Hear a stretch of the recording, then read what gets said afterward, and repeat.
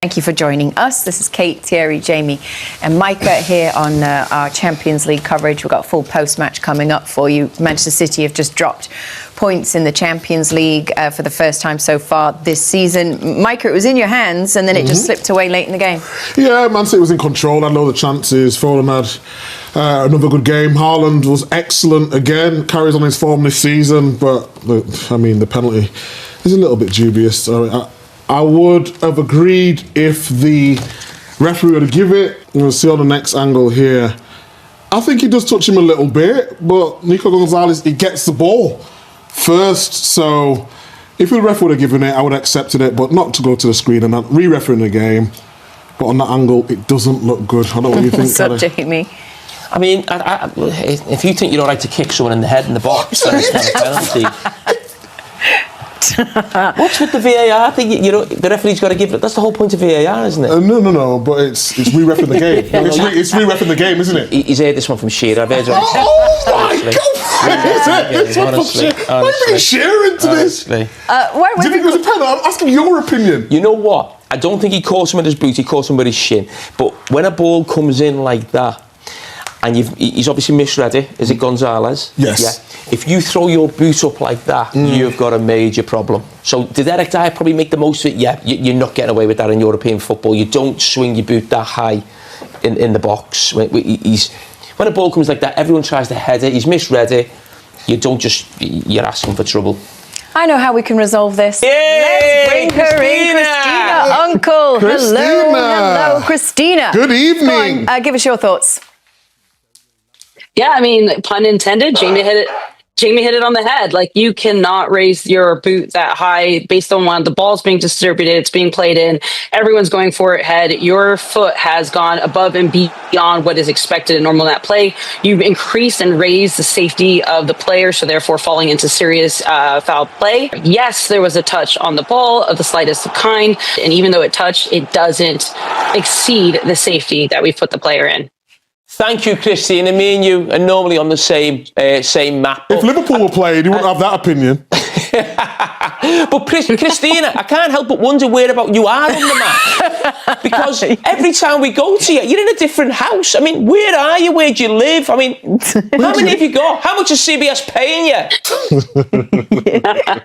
I love it. Very much Carmen Sandiego. I don't like people to know where I'm at, but I'm actually at the Open Cup final here in Austin for tonight, covering it for CBS Sports as well. So after this, catch the nightcap, the US Open final. Hello, everybody. Welcome back. As promised, we are going to take you through the Arsenal highlights, also the Manchester City highlights in this segment. Before we do that, though, Micah, I believe this is what you were requesting. Yes, where is it? We have a gift for you from production. Oh, would you look at that, Jamie? Honestly. Facts and stats. That's worse than when Nedved got the Ballon d'Or. Let's talk about then the Arsenal. 2-0 was the final score against Olympiacos, played at home. What was your opinion on their performance? Actually, less, because she called it, she said 2-0. Guest of the show, friend of the show, Alessio Russo. Lexi. Arsenal should have got rid of it way earlier. They missed a lot of chances. They ended up battling. Boom, boom. Cyborg way.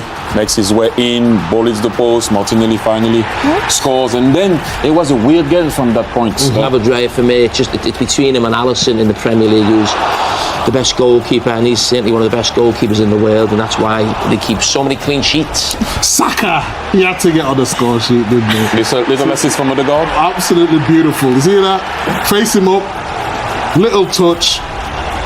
Timing of the ball perfect, timing of the run. A little bit lucky to go through the goalkeeper's legs, but they all count, don't they? Arsenal 2, Olympiacos 0 then is how it finishes. This is welcoming Gab Marcotti. Gab, you were keeping an eye on this one for us?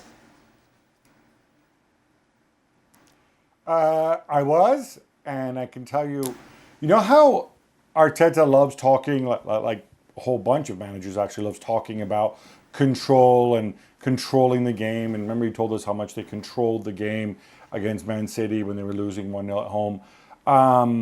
He wouldn't have liked, I think, what he saw in the second half because it turned into a very wide open game. As we saw, Arsenal, plenty of chances in the first half. Olympiacos came back. They were dangerous. We saw those Raya saves.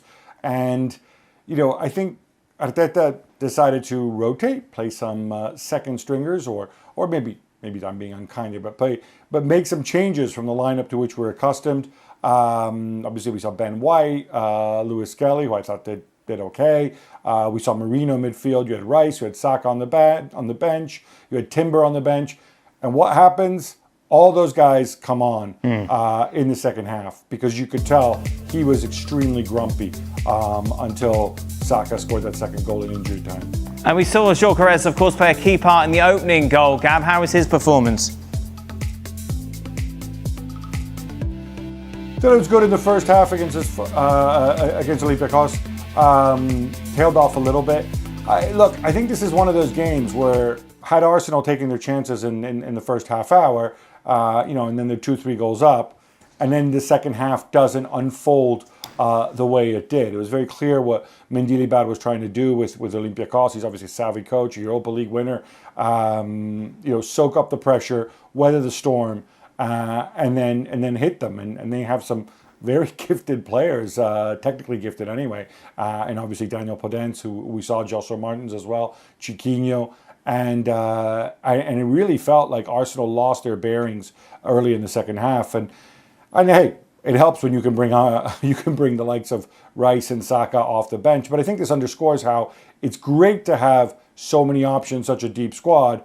But when you play your second stringers, even if they're talented, you lose a little bit, I think, in terms of chemistry. Arsenal are third favourites to win the Champions League, if you fancy to flutter right now. Interesting that PSG and Barcelona are still joint favourites, considering what we witnessed earlier on today. Liverpool, of course, losing against Galatasaray 3-2. Bayern Munich 9-1. A lot of those teams, of course, there's a lot of work to be done with a lot of those sides, including Arsenal, of course. But I don't think Where are you going with this? I don't know. They want me to ask who's going to. You're looking at this graphic. I think just get that graphic and kick it into the trash can. It's so far away. Right. Winning this thing is months and months away. And we talked about this the other day. We saw how the worm can turn for a team like it turned for PSG, who had a really difficult and unconvincing start to the Champions League last year, and then hit the straps around about the turn of the year, and were by far the best team in Europe come the end of it. So, a lot of teams are trying to figure stuff out, particularly like, say, Real Madrid, Barcelona, Liverpool, who were defeated yesterday. So, to be honest with you, there's a few teams we shouldn't even bother putting on that list. But I wouldn't be putting any money on Arsenal to win this competition.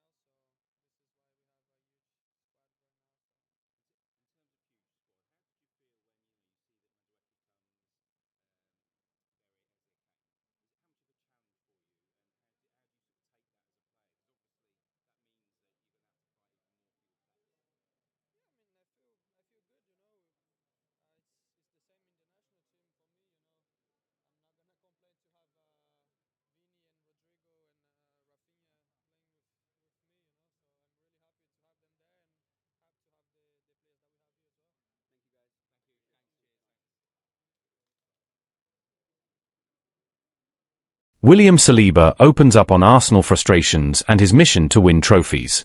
William Saliba has officially committed his long-term future to Arsenal, signing a new 5-year contract and turning down interest from European giants like Real Madrid.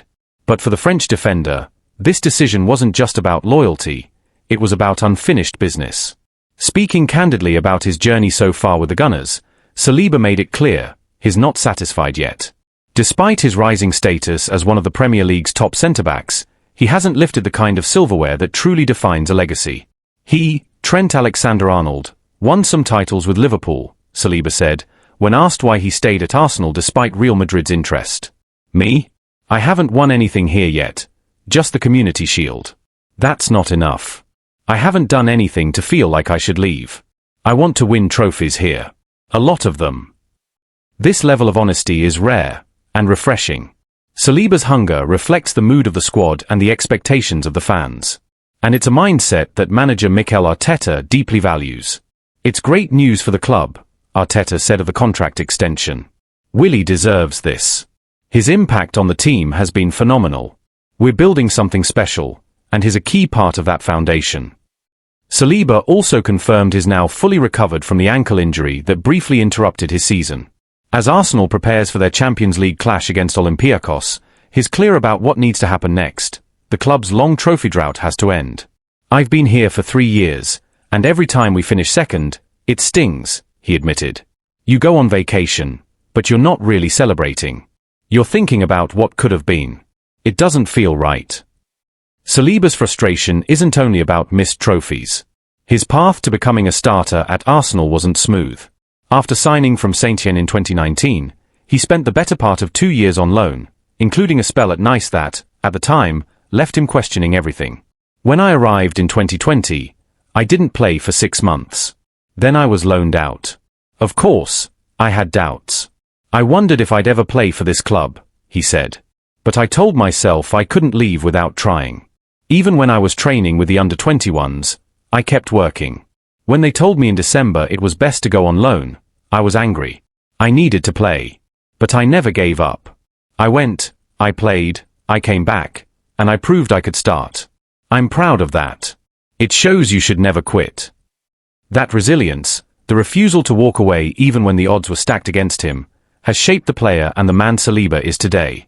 It's also what makes his connection to the club feel so personal. His love for Arsenal started long before he ever wore the shirt. Growing up in France, it was Thierry Henry, a club legend and Saliba's childhood hero, who made Arsenal feel like home, even from afar. My first Arsenal jersey had Henry on the back, he recalled. He was incredible to watch. Being French and seeing someone like him at a club like Arsenal, it inspired me. I was young, but I remember watching clips, especially that Champions League final in 2006 against Barcelona. That stayed with me. Now, Saliba isn't just wearing the same colours as his idol, he's trying to carry on that legacy. His admiration for Henry became motivation.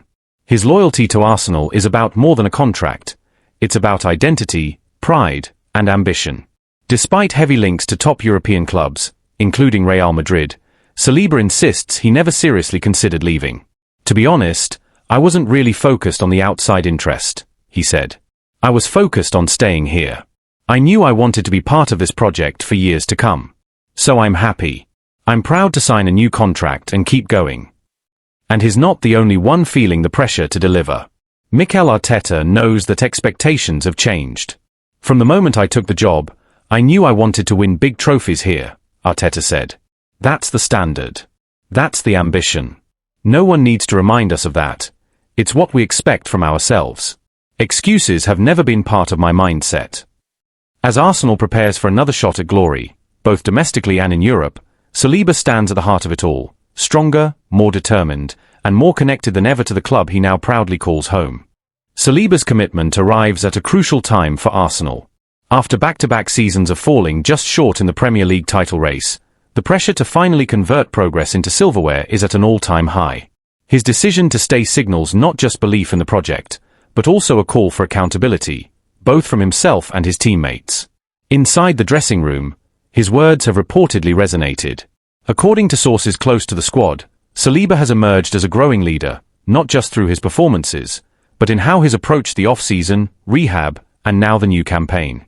For a player still only 24 years old, it's a sign of maturity and ambition. The timing of his comments, ahead of a critical Champions League group stage opener, only heightens their impact. Arsenal's return to Europe's top competition last season ended in disappointment, exiting in the quarter-finals. Now, with a more seasoned squad and a stronger defensive core, there's an expectation that they'll go further. For Saliba, that means not only defending with discipline, but setting a tone of seriousness and hunger from the backline forward. Outside the club, his decision to reject Real Madrid has stirred conversation in both England and Spain. Some pundits have framed it as a rare example of a top young talent turning down the allure of Madrid in favour of loyalty and unfinished work. Others see it as a signal that Arsenal, once again, is a destination club, capable of retaining elite talent in their prime, not just developing it. That kind of perception shift matters, particularly as the Gunners continue to compete for high-profile signings and work to maintain the progress made under Mikel Arteta. In many ways, Saliba's choice reinforces the club's vision, a young, competitive core built for sustained success, not short-term fixes. Still, questions remain. Can Arsenal handle the pressure of being favourites? Can they manage the physical and mental demands of chasing a title across multiple fronts? And how much longer will players like Saliba remain patient if the club doesn't deliver the trophies they now publicly crave? For Saliba, at least, the answer is simple. He's staying because he believes it can happen, and that it should happen. I came back, and I've started almost every game since. I've seen the growth of this team up close. I know what we're capable of, he said. But we have to prove it. Talking isn't enough. As the season unfolds, all eyes will be on how Saliba and Arsenal respond to that challenge. For now, though, the message is clear. The club's defensive anchor is not just here to stay, he's here to win.